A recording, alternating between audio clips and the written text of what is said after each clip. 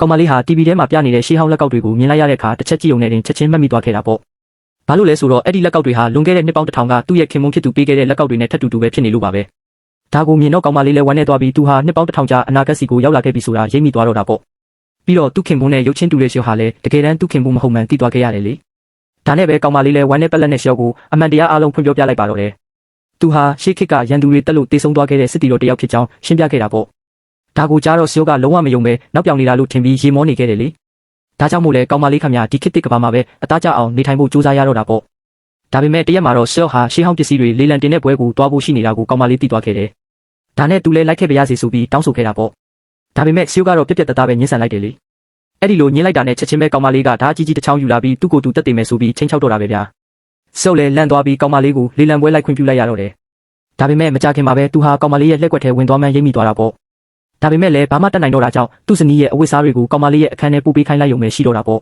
။ကောင်မလေးလည်းအဲ့ဒီအဝတ်စားတွေကိုမြင်တော့အယံဝမ်းသာသွားပြီးဝတ်စုံတွေကတခုကိုဝတ်ကအပြင်ထွက်လာခဲ့တယ်လေ။ရှေ့ကကောင်မလေးကိုမြင်လိုက်ရတဲ့အခါမှာတော့ငေးမောပြီးအံ့ဩသွားရတော့တာပေါ့။ဘာလို့လဲဆိုတော့ကောင်မလေးဟာအဲ့ဒီဝတ်စုံနဲ့အယံကိုလှပလွန်းနေလို့ပါပဲဗျာ။